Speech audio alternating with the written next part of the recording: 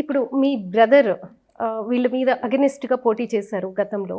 So ఎలా ఆయనకి వాళ్ళ ఈయన మరణానికి వాళ్ళకి సంబంధం ఏంటి జేసీ బ్రదర్స్కి? మీరు చాలా సందర్భాల్లో చెప్పారు వాళ్ళే రీజన్ అని చెప్పేసి. ఇప్పుడు కూడా చెప్తాను కదా, వాళ్ళే రీజన్ అని. అంటే ఎవరెవరు అంటే దీంట్లో ఈ ఏంటి అసలు కారణాలు ఏంటి? ఒక మనిషి చంపుకునే అంత ఆధిపత్యపూర్వం. దీంట్లో ఏరేది ఏం లేదు. మా ఆస్తి వాళ్ళు గుంచుకోలే, వాళ్ళ ఆస్తి మేము గుంచుకోలే, కేవలం ఆధిపత్యపూర్వం. ఈరోజు కూడా నేను చెప్తాను కదా, ఈరోజు నేను కాకోకుండా ఏరే వాళ్ళు అంటే వాళ్ళు సేఫ్. 32 సంవత్సరాల్లో ఏ విధంగా గెలిచినా ప్రతిపక్షంలో ఉన్నా వాళ్ళు ఎప్పుడు కూడా ఇక్కడ డామినేట్ చేసేవాళ్ళే.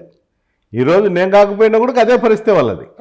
అంటే ఇబ్బందులు అనేటివి కానీ ఇట్లా కేసులు ఉండాలంటే అనేది వాళ్ళు పైశాచిక ఆనందం పొందేవాళ్ళు.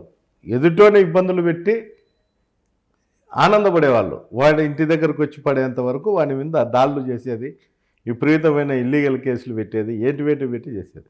ఈరోజు ఆ పరిస్థితి వాళ్ళు చూసారు కాబట్టి ఇంత దారుణంగా ఉంటుందా అనేది వాళ్ళు అనుభవిస్తున్నారు కాబట్టి ఈరోజు ఆలోచనలకు వచ్చింది. జిల్లాలో మేము అందరికీ సీట్లు ఇప్పిస్తామని చెప్పేవాళ్ళు కాంగ్రెస్ గవర్నమెంట్లో ఉన్నప్పుడు. మేము చెప్తేనే మీకు సీట్ వస్తుంది, లేకపోతే లేదని. ఈరోజు వీళ్ళ సీటు కోసం కూడా ప్రాధాయపడే రోజు వచ్చింది. అది మా ముఖ్యమంత్రి జగన్మోహన్ రెడ్డి గారు మాకు ఇచ్చిన అండదండలు కావచ్చు, లేకపోతే ప్రభుత్వం అండదండలు కావచ్చు. నేనైతే అందుకే చెప్తాండా, నాకు రాజకీయ జీవితంలో నేను ఉన్నంతకాలం ఇంతకుముందు వెనుక నుండి నడిపేవాడిని, ఇప్పుడు ప్రత్యక్షంగా నడిపేవాడిని. నాకుండే ఈ 5 సంవత్సరాల్లో వాళ్ళ పత్రాన్ని చూసినా అనేది నాకు సంతోషంగా ఉంది. నా రాజకీయ జీవితంలో నేనైతే హ్యాపీగా ఉండా. అంటే ఎదుటి మనిషి బాధ ఏ విధంగా ఉంటుందనేది వాళ్ళకి చూపించగలిగిన. Please subscribe dot news.